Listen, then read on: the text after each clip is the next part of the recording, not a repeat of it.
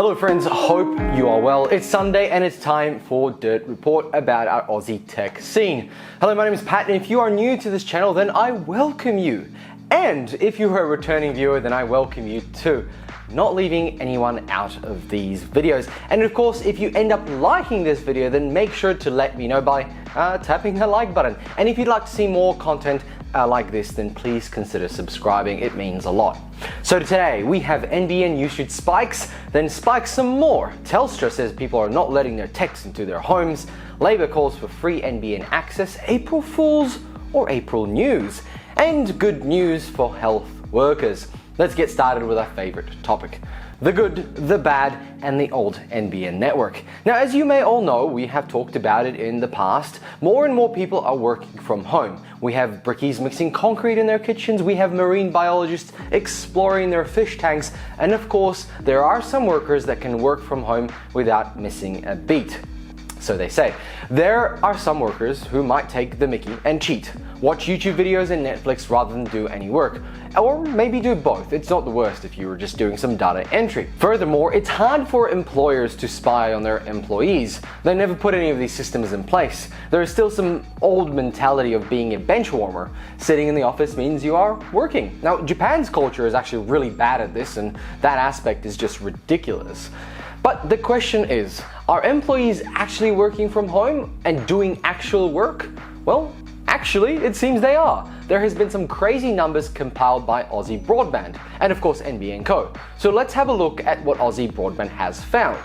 So during the day in the last 2 months, they are seeing a spike of 25% in internet usage over last year's numbers, or at least before COVID-19. The main two ways that this number spikes is there are more people at home, and some are currently and certainly using the internet to work.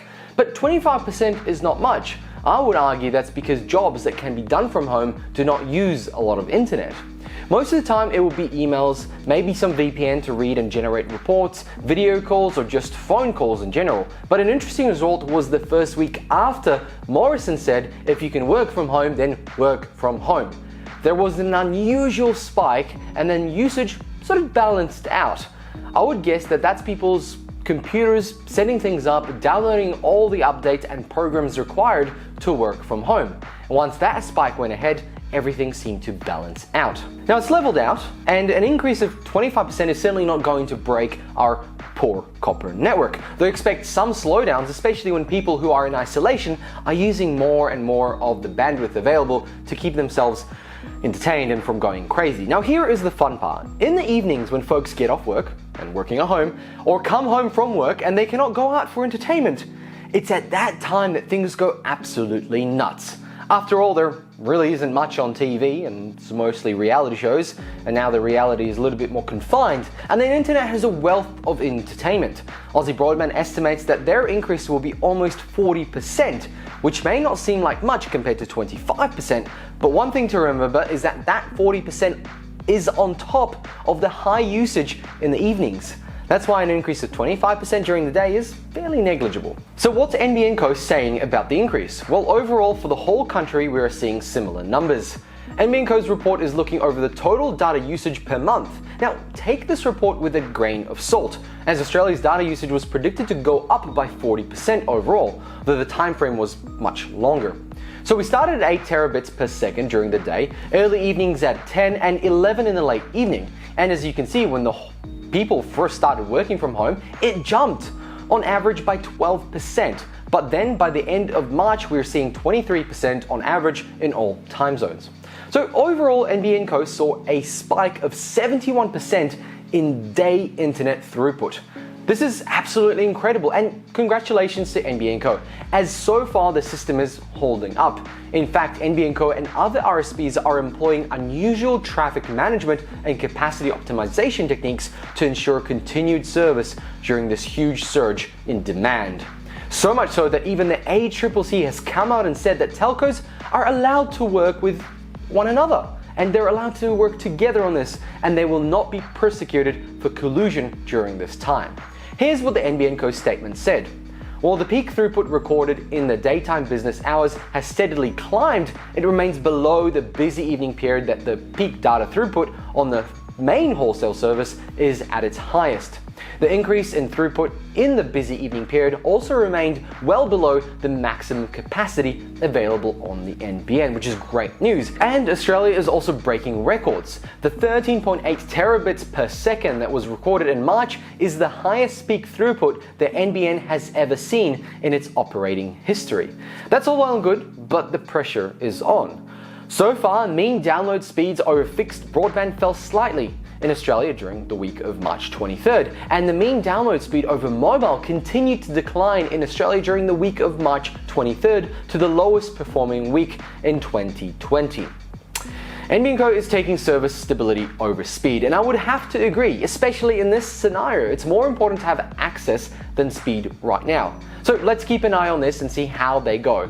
NBN Co is releasing a weekly report during this crisis, and it should help us understand what's happening.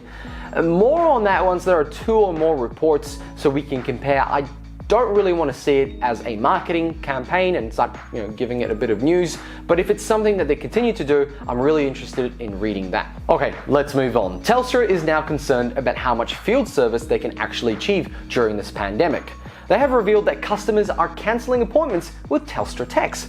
And with a completely understandable reason, of course. After all, these techs visit a lot of homes. Let me know below if you have had any trades come to your home to do work, and if you let a Telstra tech in, or you didn't. After all, what if you really need internet, or you need to get connected, or you need to get something fixed? We're in a situation where we need internet from home. Amongst all this, ADSL line disconnections. These have been paused for now, an obvious thing to do, especially when disconnecting the service might mean people will not have internet. Since connections take a long time to connect, it's not feasible nor reasonable in this situation. This approach will have an impact on the future, however. When you do return to disconnecting of these old services, after all, many people might not ever end up going back to the office. I expect a lot of people to stay working from home after proving not only can they do their work from home, they can hopefully achieve all the KPIs, and it potentially costs the employer less, especially for office space.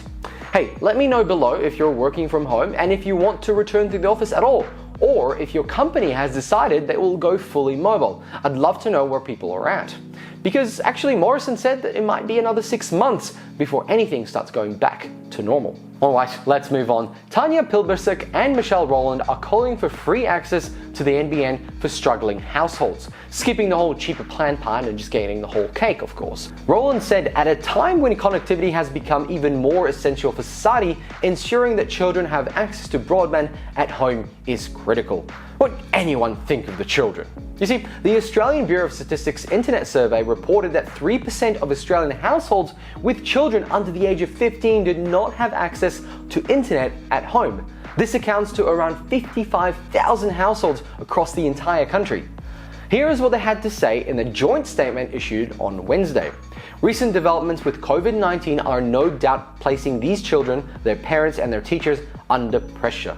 Don't think of the song. Labor is calling for a targeted initiative to support these families with free NBN broadband access for a period of at least 12 months.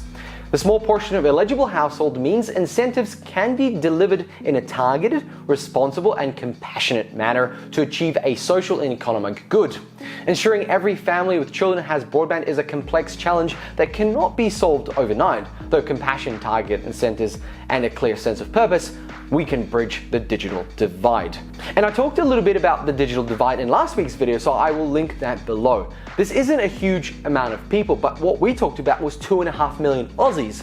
This is just these households with children under 15. But I can certainly think and imagine it would make a big difference if we could get access to these people. Let me know in the comments below if you support this initiative. I'm very keen to see what everybody thinks.